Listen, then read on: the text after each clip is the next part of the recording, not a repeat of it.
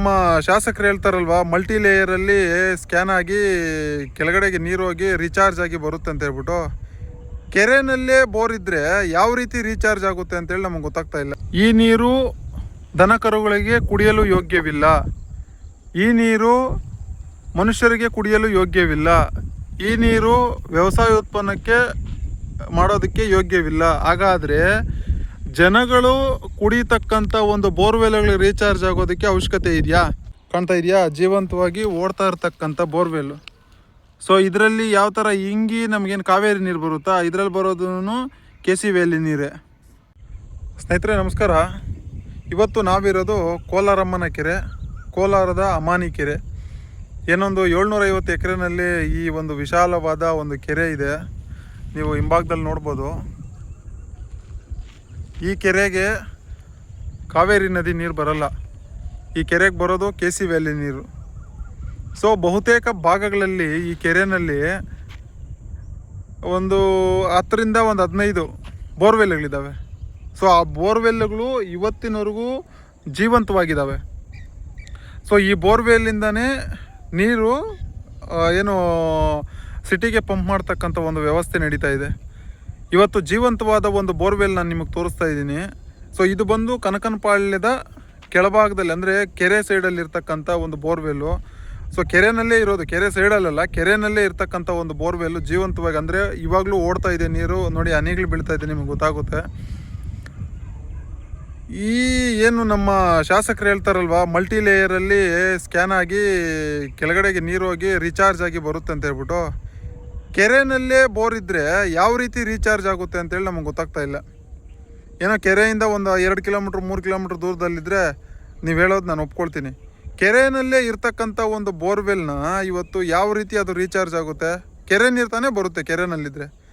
ಈಗ ಕೆರೆನಲ್ಲಿ ಸೆಂಟ್ರ್ ಮಧ್ಯಭಾಗದಲ್ಲಿದ್ದರೆ, ಆ ಸುತ್ತಮುತ್ತಲೂ ನೀರಿದ್ದರೆ, ಸೊ ಅದಕ್ಕೆ ಎಲ್ಲಿಂದ ಬರುತ್ತೆ ನೀರು? 10-15 ಅಡಿನಲ್ಲಿ ನೀರು ಹಿಂಗಿ ಮತ್ತೆ ಅದೇ ನೀರೇ ಇವತ್ತು ಕೋಲಾರಕ್ಕೆ ಸಪ್ಲೈ ಆಗ್ತಾ ಇರ್ತಕ್ಕಂಥ ಒಂದು ವ್ಯವಸ್ಥೆ ಕೋಲಾರದಲ್ಲಿ ನಡೀತಾ ಇದೆ. ಸ್ನೇಹಿತರೆ ದೃಶ್ಯಾವಳಿಗಳಲ್ಲಿ ನೀವು ನೋಡ್ಬೋದು. ನೋಡಿ ಇವತ್ತು ETCM ಆಪೋಸಿಟಲ್ಲಿ ಏನು ದೇವರಾಜ್ ಅರಸು, ಹಿಂದುಳಿದ ದೇವರಾಜ್ ಅರಸು ಏನಿದೆಯೋ, ಸೊ ಆ ಹಿಂಭಾಗದಲ್ಲಿ ಇದ್ದೀವಿ. ನೋಡಿ ನಿಮ್ಗೆ ಝೂಮ್ ಮಾಡಿ ತೋರಿಸ್ತೀನಿ. ನೋಡಿ ಇದು ಅದ್ರ ಪಕ್ಕದಲ್ಲಿರೋದೇ ಪಂಪ್ ಹೌಸ್. ಸೊ ಆ ಪಂಪ್ ಹೌಸ್ ಹಿಂಭಾಗದಲ್ಲಿ ನಿಮಗೆ ದೃಶ್ಯಾವಳಿಗಳಲ್ಲಿ ಕಾಣುತ್ತೆ. ನೋಡಿ ಇದು ಒಂದು ಬೋರ್ವೆಲ್ ಇದೆ ಇಲ್ಲಿ, ಮತ್ತು ಹಾಗೇ ಈ ಕಡೆ ಟರ್ನ್ ಮಾಡಿದರೆ ನೋಡಿ ಇಲ್ಲೊಂದು ಬೋರ್ವೆಲ್ ಇದೆ,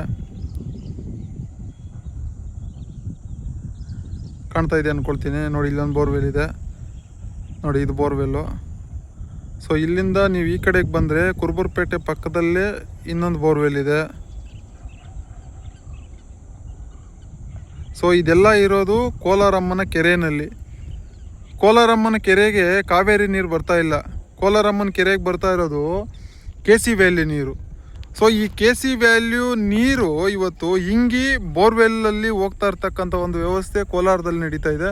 ಬಹುತೇಕ ಭಾಗದಲ್ಲಿ, ಅಂದರೆ ನಾವು ಕೋಲಾರದಲ್ಲೇ ಅಂತಲ್ಲ, ಈ ಹಳ್ಳಿಗಳ ಪಕ್ಕದಲ್ಲಿ ಇವತ್ತೇನು KC ವ್ಯಾಲಿ ನೀರು ಹೋಗ್ತಾ ಇದೆಯೋ, ಸೊ ಹಳ್ಳಿಗಳಿಗೆ ಕೆರೆಗಳಲ್ಲೇ ಅತಿ ಹೆಚ್ಚು ಬೋರ್ಗಳು ಇರ್ತವೆ, ಅಂದರೆ ಕೆರೆ ಅಕ್ಕಪಕ್ಕದಲ್ಲಿ.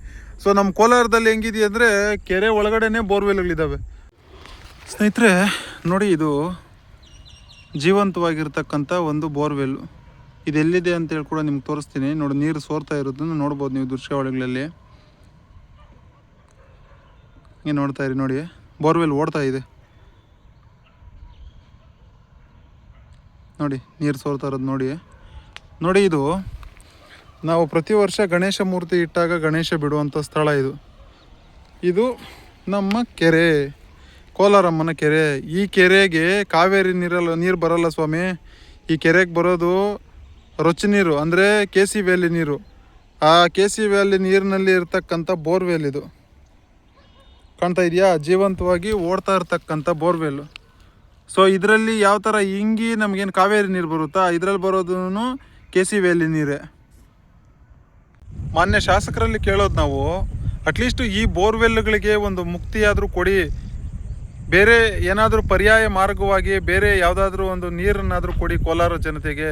ಏಕೆಂದರೆ ಕೋಲಾರದ ಏನು ಅಮಾನಿ ಕೆರೆ ಇದೆಯೋ, ಕೋಲಾರಮ್ಮನ ಕೆರೆ ಇದೆಯೋ, ಆ ಕೆರೆ ಭಾಗದಲ್ಲೇ ಅಂದರೆ ಸುತ್ತಲೂ ನೀರು, ಮಧ್ಯಭಾಗದಲ್ಲಿ ಬೋರ್ವೆಲ್ ಇರ್ತಕ್ಕಂಥ ಒಂದು ವ್ಯವಸ್ಥೆ ಇದೆ. ಸೊ ಈ ಒಂದು KC ವ್ಯಾಲಿ ನೀರು ಈ ಒಂದು ಬೋರ್ವೆಲ್ಗಳಿಗೆ ರೀಚಾರ್ಜ್ ಆಗಿ ಅದೇ ನೀರನ್ನು ಇವತ್ತು ದಿನನಿತ್ಯ ಬಳಸ್ತಕ್ಕಂಥ ಒಂದು ವ್ಯವಸ್ಥೆ ಕೋಲಾರದ ಜನತೆಯಲ್ಲಿದೆ.